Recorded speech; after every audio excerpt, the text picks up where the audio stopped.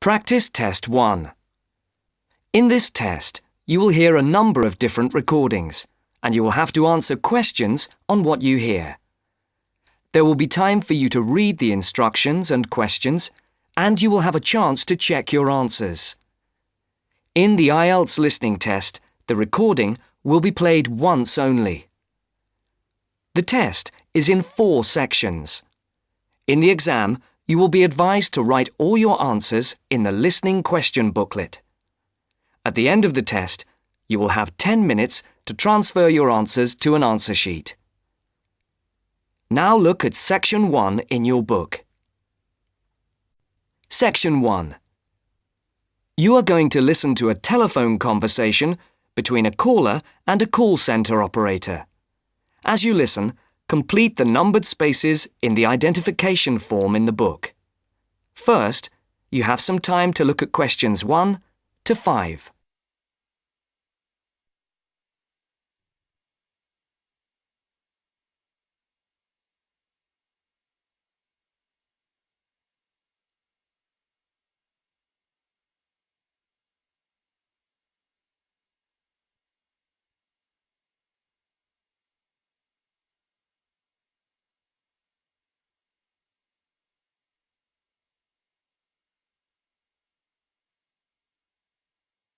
You will see that there is an example which has been done for you.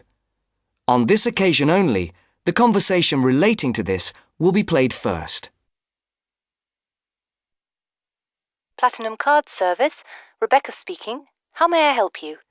I've got a few problems with my credit card account. Okay.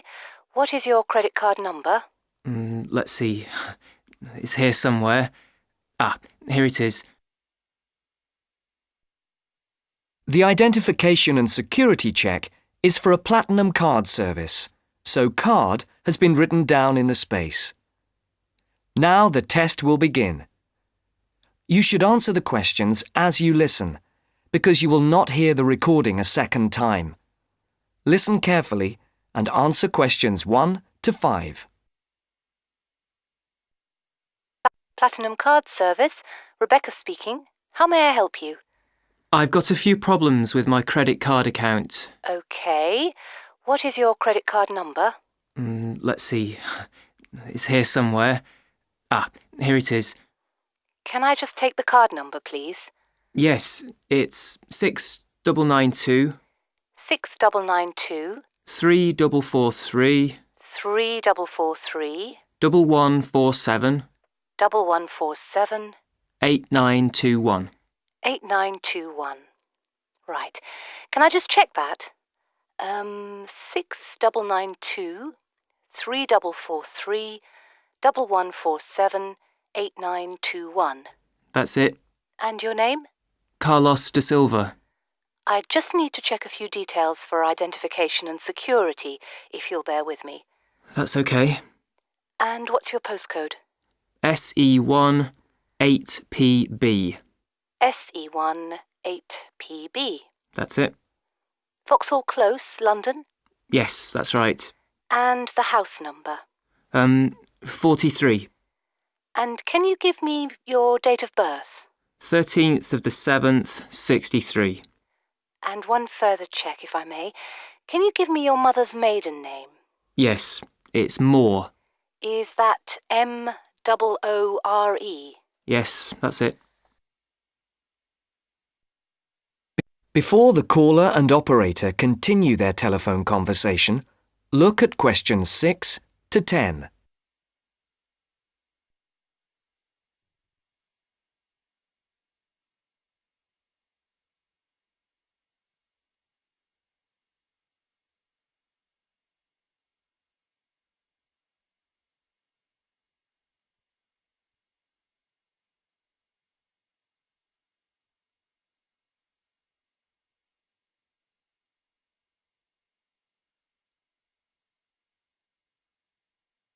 Now listen to the next part of the conversation and answer questions 6 to 10.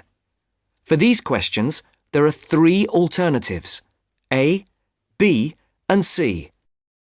Decide which alternative is the most suitable answer and circle the correct letter.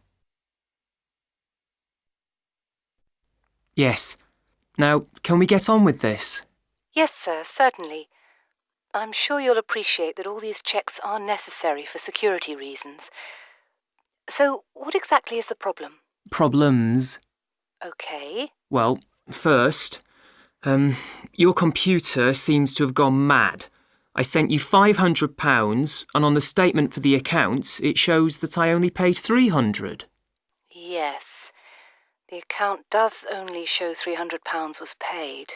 Well, I paid the £500 in at the bank, and I have my receipt, and my bank statement shows that £500 has been taken from my account. Oh, I see. What I'll do is check with the bank and see what they say. OK. You said there was something else? Yes, as if that wasn't enough. My account shows that £107.27 was paid to a company called Pan Express. I don't know who this is. Let's have a look. Well, it is genuine. I can assure you it's not mine. It was made on the evening of the 12th of May. Maybe it's a restaurant bill you forgot about? There's no way that... Oh, wait, hold on. Yes. Oh, it's OK. I've just realised what it is. It is a restaurant bill. The name of the company is different from the name of the restaurant. My mistake. I'm sorry. That's okay. Was there anything else? I don't know if I dare. What is it anyway? Well, it's, the amount of interest seems to have gone up. If you look at your statement for April, you'll see that the rate went down from 16.27% to 14.99% that month. Oh, yes, you're right. Was that everything? Yes, basically, it is. Okay. And can you check my payment? Oh, yes, I'll do it. Can I phone you back? I'll be at home for the next 2 hours. I have to leave at 11. Right. What's your number? 020 7989 7182. Hold on. 020 7979? No, it's 7989 and then 7182. So it's 020 7989 7182. Yes, that's it. Okay, I'll phone you straight back. Thanks. Bye. That's the end of section 1. You now have half a minute to check your answers.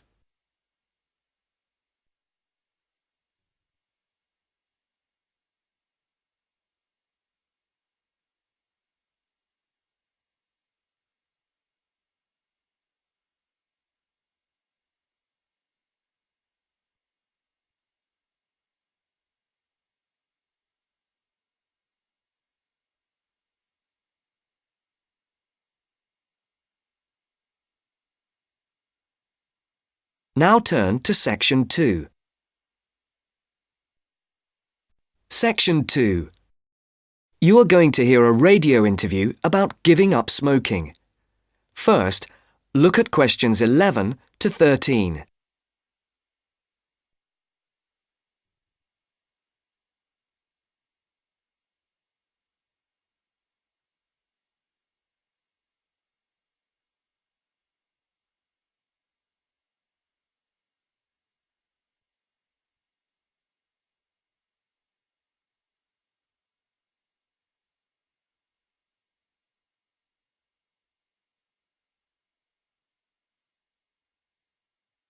As you listen to the first part of the interview, answer questions 11 to 13. For these questions, there are 4 alternatives: A, B, C, and D. Decide which alternative is the most suitable answer and circle the correct letter. And now, let's hear what Mr. Gold has to say about kicking the habit of smoking. It was connected with wanting to change your life and your desire to become an actor. Is that right, Mr. Gold? Yes. So, can you tell our listeners a bit more about how you managed to give up? Well, I enrolled on a variety of evening courses where I found I wasn't able to do the warm-up sessions. Bending down to touch my toes made me breathless. Even though I hated to admit it, the problem wasn't so much my sitting around all the time, but my 15 to 20 a day smoking habit. If I'd been able to limit myself to 3 or 4 cigarettes a day, there'd have been no problem, but I was seriously addicted. And I'm talking about waking up at 3 a.m. dying for a cigarette, or, in the days before 24-hour shopping, driving across London at night to buy a packet of cigarettes when I ran out. But above all, my addiction meant making sure I never ran out, at the expense of everything else, including necessities. So what did you do? The thought of all my past attempts to give up just wouldn't go away. This was something that had constantly been on my mind, especially first thing in the morning with the chest pains, coughing fits and headaches, not to mention the frequent colds and throat infections. But I couldn't imagine life without smoking. I also enjoyed my life, but the thing I longed for most was to escape the trap of a job I was bored with. I knew what I wanted, and I understood something else too. This time, I was going to keep my little plan a secret. Now look at questions 14 to 20.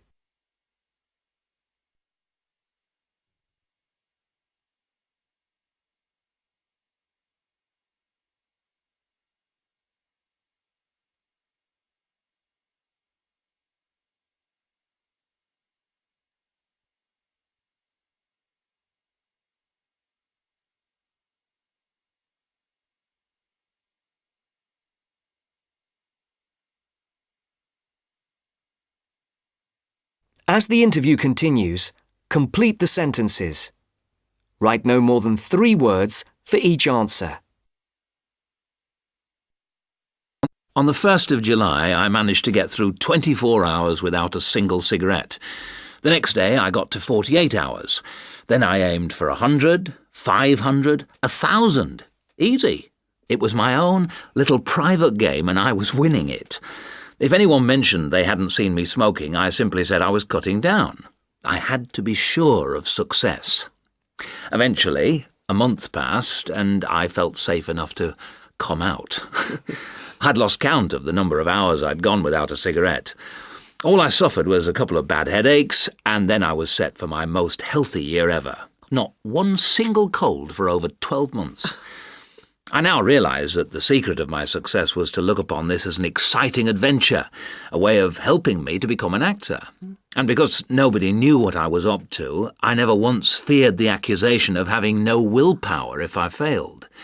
With the right attitude, the whole thing turned out to be a lot easier than expected. I finally did get into much better physical shape, go to drama school, and become a professional actor. Very interesting indeed. I'm sure we all wish we had Mr. Gould's determination. Well, thank you very much, Mr. Gould.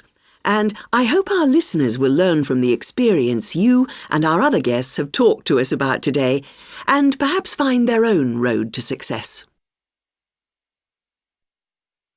That's the end of section 2. You now have half a minute to check your answers.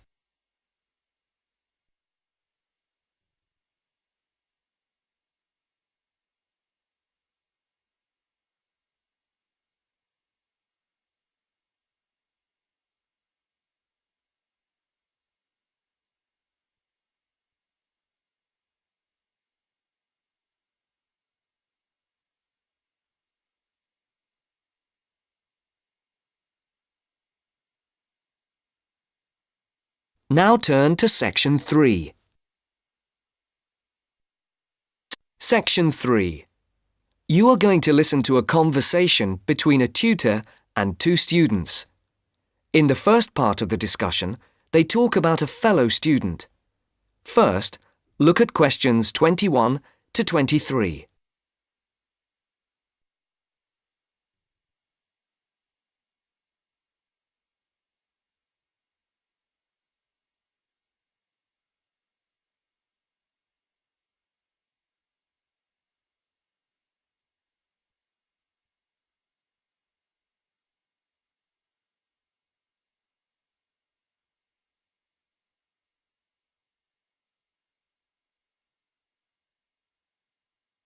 As you listen, answer the questions. Write no more than 2 words for each answer. Francis and Steve, hi. Now, before we start the tutorial, am I right in thinking that you haven't heard about Lorraine? No. What about her? She's already left. What? Well, she hasn't told anyone. You sound surprised. Weren't you half expecting it? Yes, but she could at least have told us, though. We've been on the course together for the past 3 years, and it would have been nice to know. She always was the sort to keep herself to herself. Yes, I know what you mean. Did she give any reason? Well, she got that job. What? Yes, and she's been given permission to leave, as there's only a week to go before the end of the course. But she'll be back for the exam week. Oh well, we'll just have to catch her on the mobile after the class. She's gone back to Wales first. Oh dear. We'll get hold of her on the mobile. She did say that it might not be possible to contact her for a couple of weeks. Oh, OK. If that is what she wants. Before the conversation continues, look at questions 24 to 30.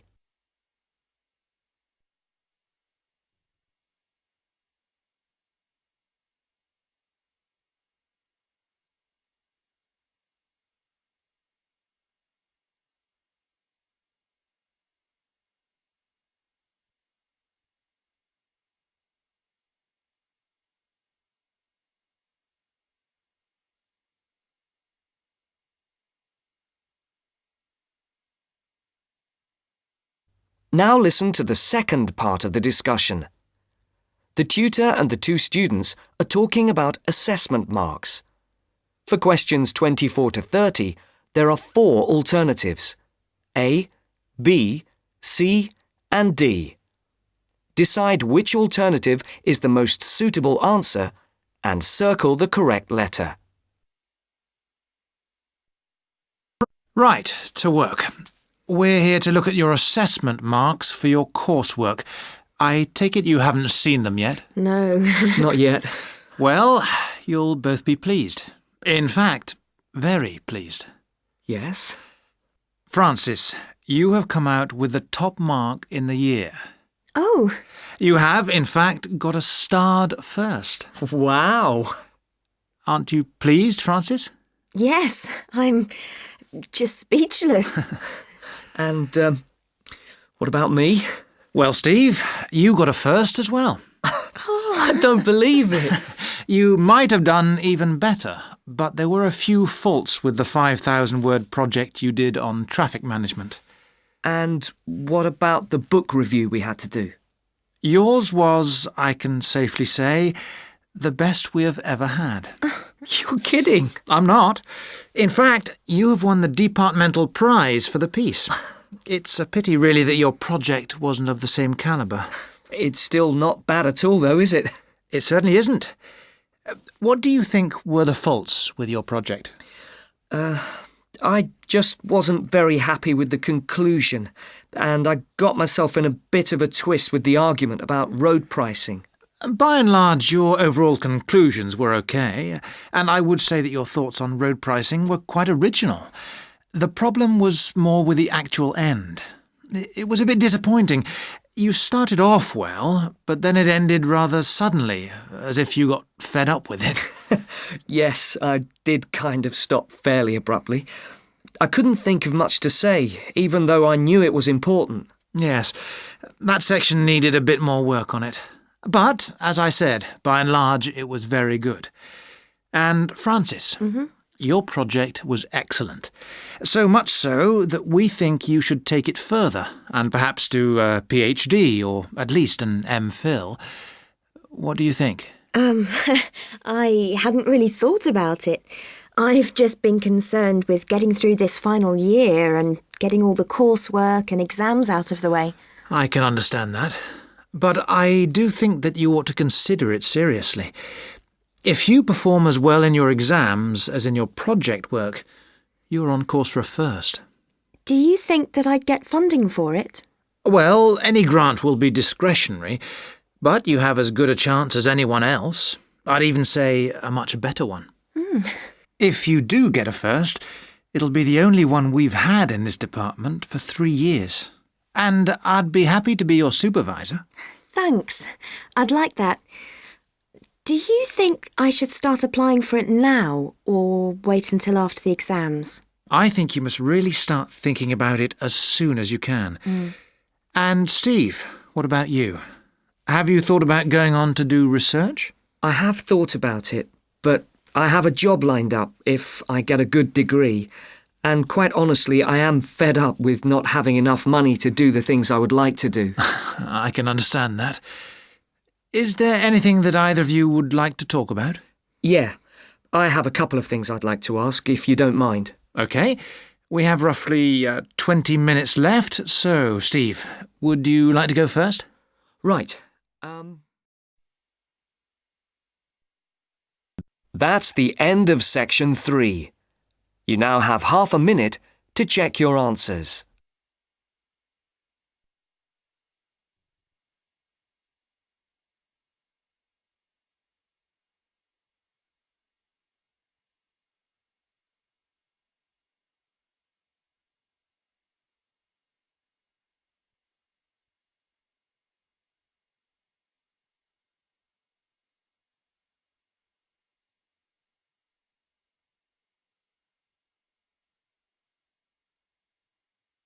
Now turn to section 4.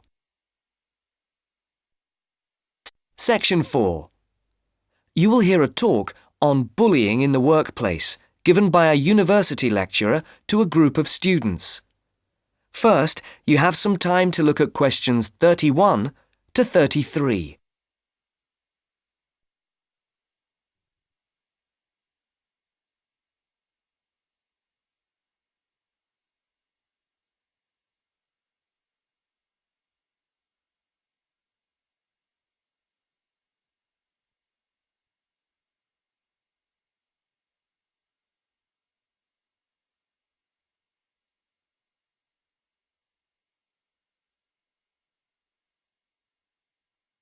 Now listen carefully and answer questions 31 to 33.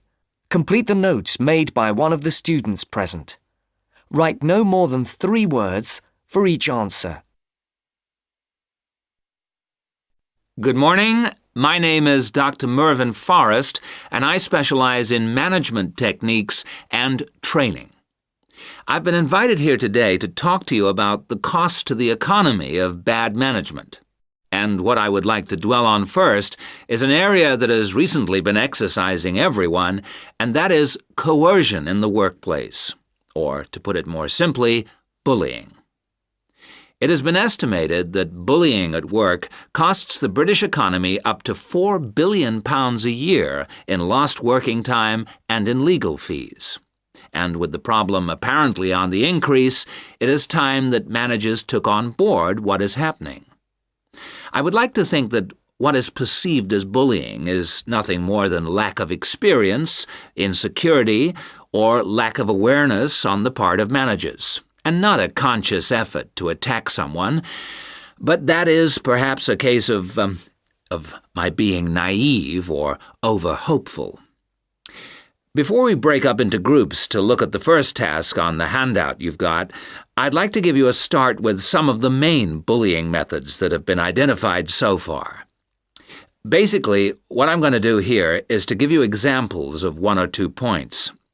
Can you all read the OHP clearly? Yes? Right, off we go. Now answer questions 34 to 40. Write no more than 3 words for each answer.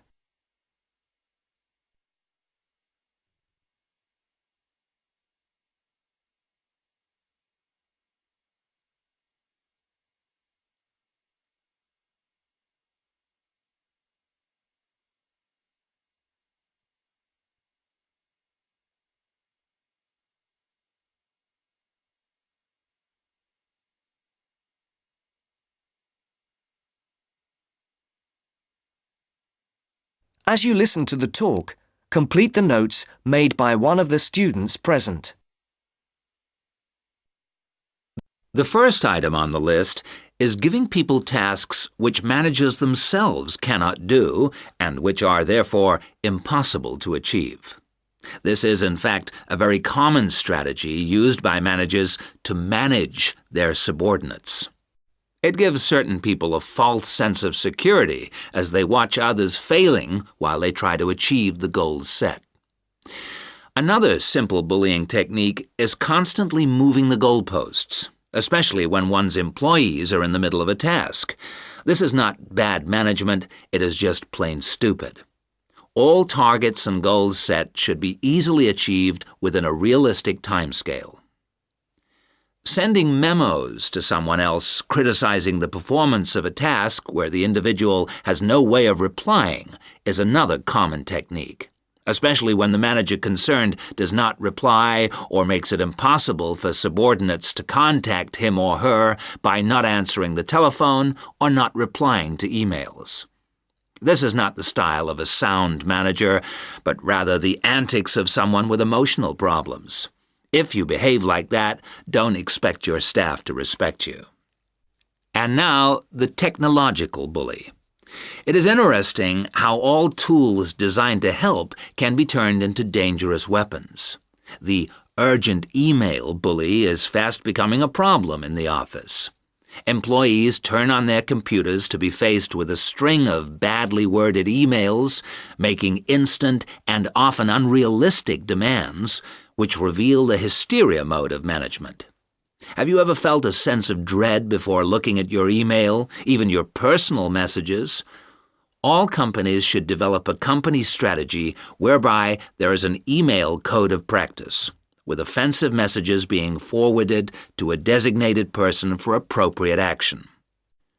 I would now like you to break up into groups and brainstorm other bullying techniques which you think you may have experienced, and perhaps, if you're honest, which you have been party to. I can think of at least 9 more bullying strategies. I would also like you to consider ways in which you think that each of the techniques on your list can be countered.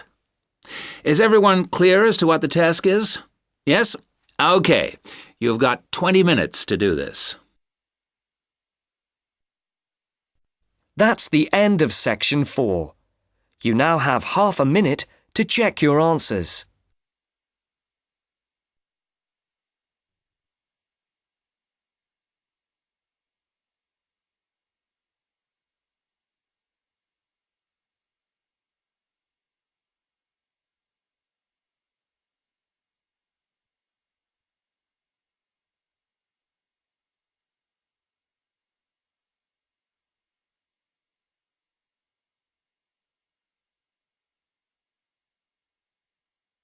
That is the end of the test. You now have 10 minutes to transfer your answers to your IELTS listening answer sheet.